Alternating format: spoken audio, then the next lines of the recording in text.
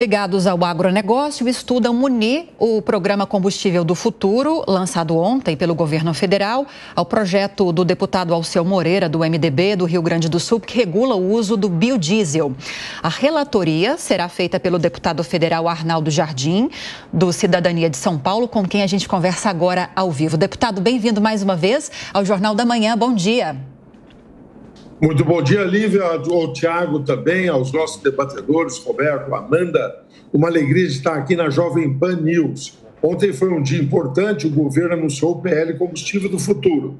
Você já destacou a nossa reportagem da Jovem Pan, pontos que são relevantes, mas eu mencionaria, me permitam, três basicamente. Primeiro, a possibilidade da mistura do etanol, que hoje está fixada no máximo em 27,5%, ir a 30%.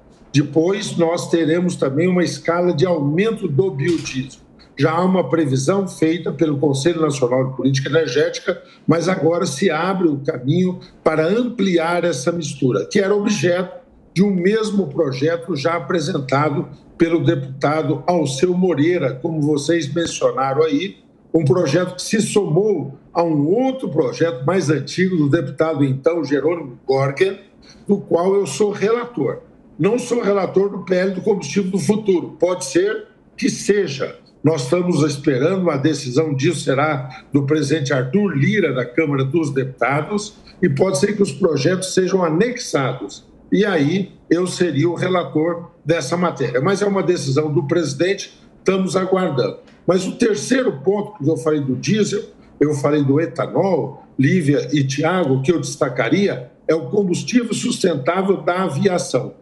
Hoje, se você pega aqui em São Paulo, onde eu estou nesse momento, você pega Congonhas, Guarulhos, se você pegar Rio de Janeiro, Santos Dumont, Galeão, ou isso vale para as grandes outras cidades do mundo, como todas as metrópoles, uma boa parte dos gases de efeito estufas emitidos pelo transporte vem do combustível da aviação. Quando o avião arremete, o que isso joga de gases na atmosfera é muito acentuado.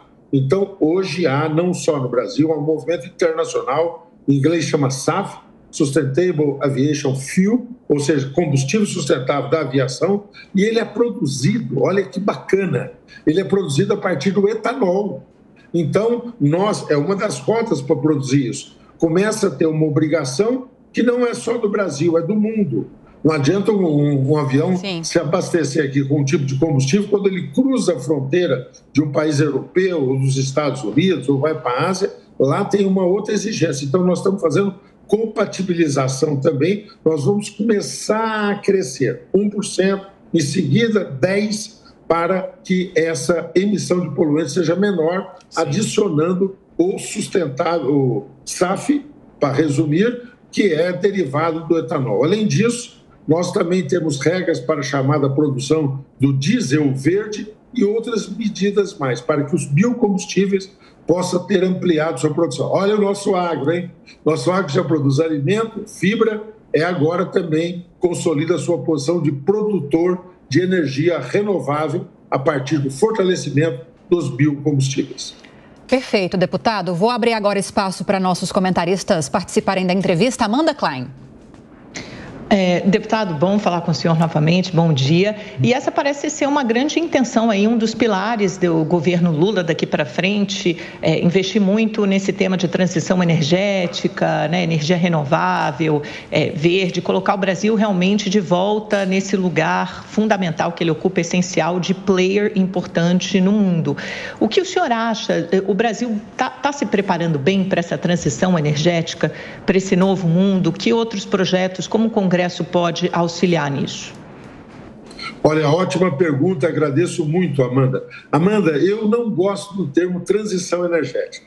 Eu acho que ele vale para o mundo, que tem um combustível, uma matriz de energia baseada no fóssil e quer ir para renovável. Mas no caso do Brasil, eu prefiro também chamar de transformação da nossa base. Sabe por quê? Porque no Brasil, da energia elétrica que nós consumimos, 88% vem de fontes renováveis. Por exemplo, os Estados Unidos têm uma participação de fontes renováveis na sua energia elétrica de apenas 30%. a Europa de 22%, porque eles usam muito gás lá, que é fóssil, eles usam petróleo, ainda usam carvão. Na China, então, é 16%. Lá eles precisam transitar. Aqui nós precisamos consolidar. No caso da matriz de combustível, é um outro conceito para analisar, a nossa matriz de combustível, pelo etanol, pelo biodiesel, e nós vamos ampliar agora com biogás, com biometano, consolidando o bioquerosene de aviação, nós vamos ampliar, mas é de 44%. No mundo, é em torno de 12%, 13%. Então, eles precisam transitar, nós precisamos consolidar. Mas a sua pergunta foi além. Você está perguntando o que precisa ser feito. Primeiro, nós precisamos de avançar muito, persistir na inovação tecnológica, porque tudo isso exige novos equipamentos, tudo isso exige novos processos industriais. Você sabe que uma das coisas que eu faço, eu digo você sabe porque outro dia vocês me deram o privilégio de contar um pouco aqui na Jovem Pan sobre isso. Eu presido também uma comissão que trata da produção do hidrogênio. Aí é uma nova fronteira, mas é nesse mesmo rumo que você está dizendo. Então, nós tivemos essa semana mais um momento para discutir isso. Fiz uma reunião com o presidente Arthur Lira, com os principais players. E aí, para onde que vai? E é a sua pergunta, Amanda, de novo. Nós vamos para o aço verde. O Brasil vende hoje uma boa parte do minério de ferro do mundo. E o Brasil importa aço da China, tá certo? Nós podemos produzir mais aqui, processar o nosso minério aqui e processá-lo para produzir um aço verde. A siderurgia é um dos pontos altos hoje de emissão também de gás de efeito estufa, impacto nas mudanças climáticas. Segundo setor, o nosso agro, de novo, fertilizantes nitrogenados, nós importamos 85% dos fertilizantes que nós consumimos, que tem ali o nitrogênio, o carbono como base, que vem com uma forte pegada. A União Europeia quer que a gente controle a pegada de carbono dos nossos produtos. E nós importamos, inclusive de lá, da Bielorrússia, da Ucrânia, da própria Rússia, tá certo? Nós importamos nitrogênio que vem com uma grande pegada de carbono. E nós vamos produzir a amônia verde aqui. Então, resumo a sua pergunta aí, se me permite. Primeiro, linhas de inovação.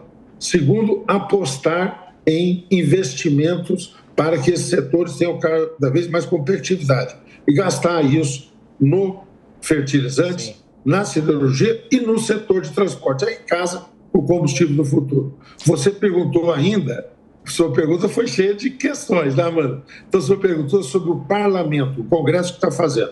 Nós estamos debatendo esses projetos mencionados, ao Alceu Moreira, do Jerônimo Gorga, a outros, e nós estamos debatendo e queremos logo, a semana que vem, votar as regras para o mercado de carbono. Então, junta PL Combustível do Futuro, mercado de carbono, nós já havíamos aprovado o pagamento do serviço ambiental, então nós estamos montando uma arquitetura institucional. Sim. Para poder exatamente nos prepararmos para o Brasil. Sabe o que o Brasil vai ser? Não o algoz ambiental do mundo. O Brasil vai ser a vanguarda da nova economia, economia verde, economia de baixo carbono. Deputado Arnaldo Jardim conversando conosco. Agora a pergunta de Roberto Mota.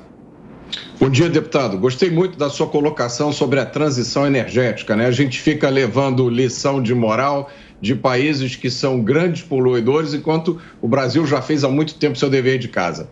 Agora, a minha pergunta é como é que fica, no âmbito do agronegócio, a convivência entre produção de alimentos e produção de energia? Olha, esse debate, Roberto, é um debate importante. Ele teve um momento que nós tivemos uma grande polêmica, mas ela já aconteceu há um certo tempo. Foi quando a FAO publicou um relatório há cerca de 18 anos atrás, quando a FAO era 2005, 2006, e ela disse o seguinte, olha, esses países, e aí citou o Brasil nominalmente, porque nós estamos fortalecendo o programa do etanol, abrindo o programa do biodiesel, essa produção do país, ela vai, de alguns países, produzir bioenergia, ela vai comprometer a produção de alimentos. E a resposta foi dada na prática. O Brasil aumentou extraordinariamente a produção de alimentos, e isso conviveu com aquilo que é o óleo de soja, tá certo? O óleo de mamona, Agora nós estamos vendo alternativas como a macaúba ser mais estruturalmente utilizada. Aquilo que é a nossa cana, hoje 20% do nosso etanol não é mais da cana, é do milho. E quando nós tiramos do milho, o que sobra? Você extrai ali do grão de milho, você tira aquilo que é o componente para a produção do etanol e sobra ali o farelo do milho. DDG, como é chamada, é a sigla oficial. Sabe que ela vai ser usada, Roberto? Ela é alimento dos confinamentos de gado, tá certo? Ou seja, nós conseguimos responder na prática que se pode ampliar a produção de alimento, o Brasil fez isso, e ampliar a produção base para esses biocombustíveis. Agora, deputado, nessa questão da descarbonização dos combustíveis, que é o foco desse projeto de lei dos combustíveis aqui, dessa descarbonização dos combustíveis que o governo apresentou, o principal ponto, como o senhor destacou no início da entrevista, é essa elevação do teor de etanol na gasolina. Há alguns especialistas temerosos de que, ao contrário do que o governo espera, que é justamente uma redução no preço nas bombas, haja talvez um aumento, porque a produção de etanol, ela está vinculada à produção agrícola, que depende de uma série de variáveis. Qual é a postura do senhor em relação a isso, a posição do senhor? Bem, no primeiro, há também uma objeção, me permita, além de econômica, que havia técnica, tecnológica. E nós discutimos isso muito de comum acordo com a Anfávia. Então, há um conforto absoluto do ponto de vista dessa mistura, não causa nenhum problema, como o aumento da mistura do bio no diesel, formando o biodiesel, também não causa nenhum problema tecnológico nos motores e nos veículos. Superado isso, resta, Lívia, como você destacou, a questão econômica e a conta fecha.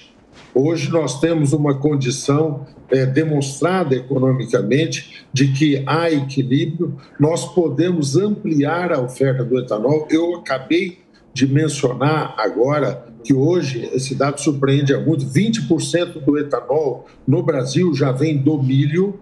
Nós tivemos há 3 semanas atrás, lá no Rio Grande do Sul, estava presente o vice-presidente da República, eu não estava, mas o Alceu, por exemplo, que é um grande companheiro nosso, estava lá, e nós temos uma nova planta para produzir etanol a partir do triticale. É uma variedade semelhante ao trigo e outras leguminosas que podem ser utilizadas também nessa produção. Então, a conta fecha tecnologicamente, a conta fecha economicamente e nós temos condições, a pergunta sua se casa com a do Roberto, de ampliar a oferta sem comprometer a produção de alimentos.